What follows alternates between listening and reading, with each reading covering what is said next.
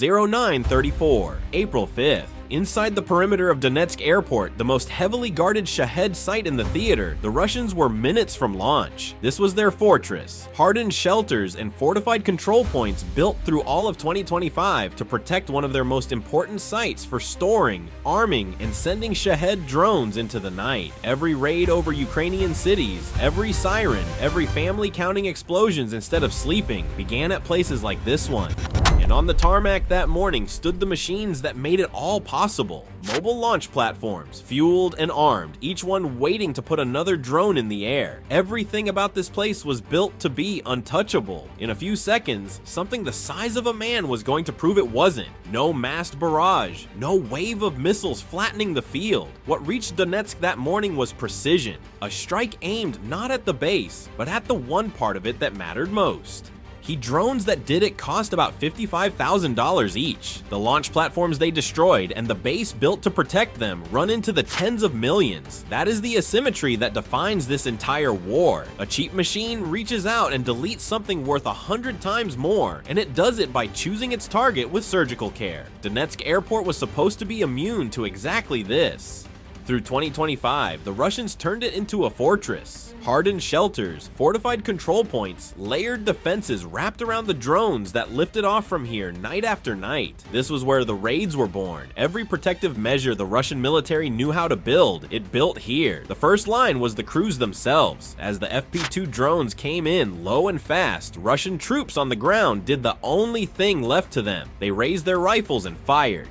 Small arms against an incoming strike drone, rifles against a machine that had flown hundreds of kilometers to reach this exact spot. It is the oldest instinct in warfare, the one that says a threat you can see is a threat you can shoot, and here it met a target built to make that instinct useless. Think about what point defense is really asking of a soldier.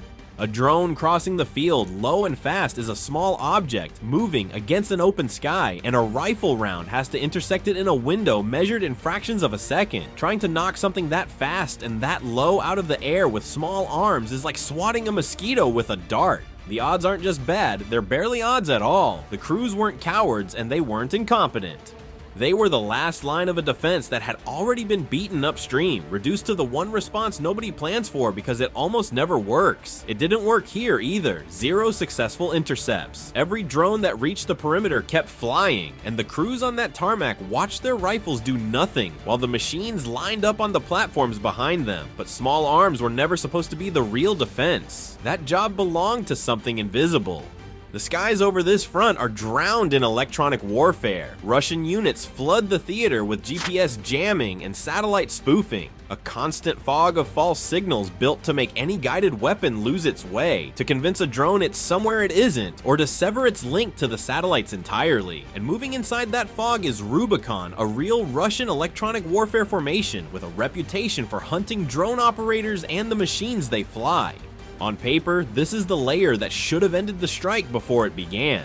A drone that needs a satellite to know where it is has no business surviving airspace like this. It should have wandered off course, gone blind, and dropped into the fields long before it ever saw the runway. Here's the detail that decides everything. The FP2 doesn't navigate by satellite at all. Instead of asking the sky where it is, the drone looks down.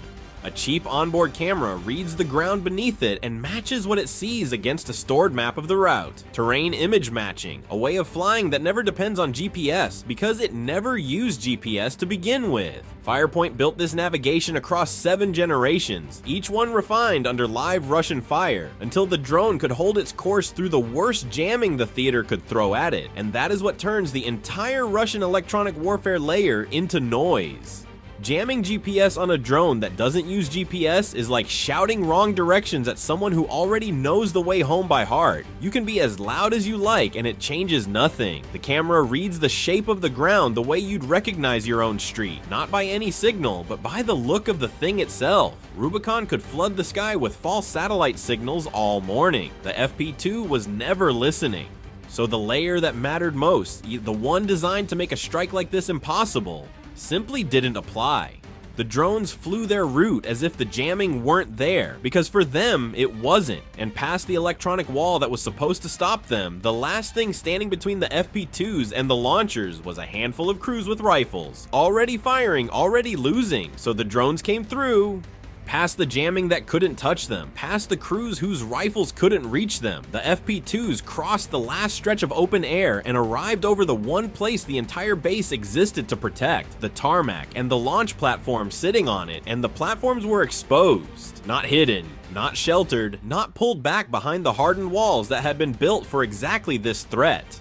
They were out in the open, already positioned for launch, fueled and armed in the final minutes before flight. Everything the Russians had spent a year building, the shelters, the control points, the layered defenses, protected a site whose most valuable machines had to roll out into the open to do their job. The fortress worked right up until the moment it mattered, and then the thing it was guarding stepped outside on its own. That is the trap of a launch site.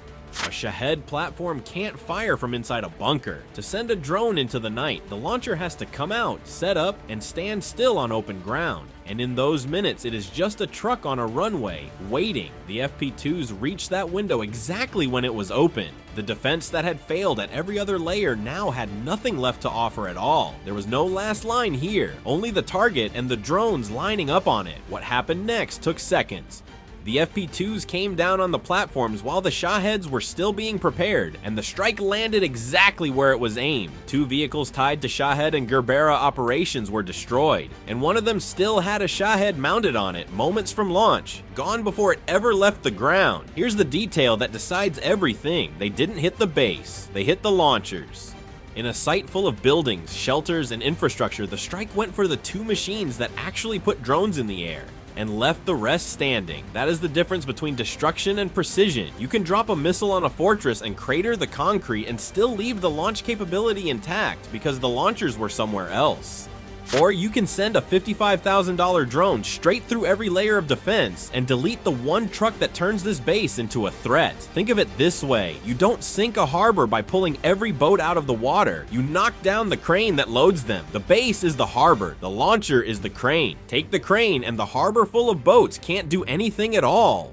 That is what died on the tarmac that morning. Well, not a building, not a runway, but the specific link in the chain that the whole Russian night campaign runs through. And the part that can't be replaced by morning is exactly the part they took. This is the idea the whole strike was built around. You don't have to burn down the airfield. You just have to hit the one truck that makes it a threat. That's what makes this more than a good day's work. It's a template.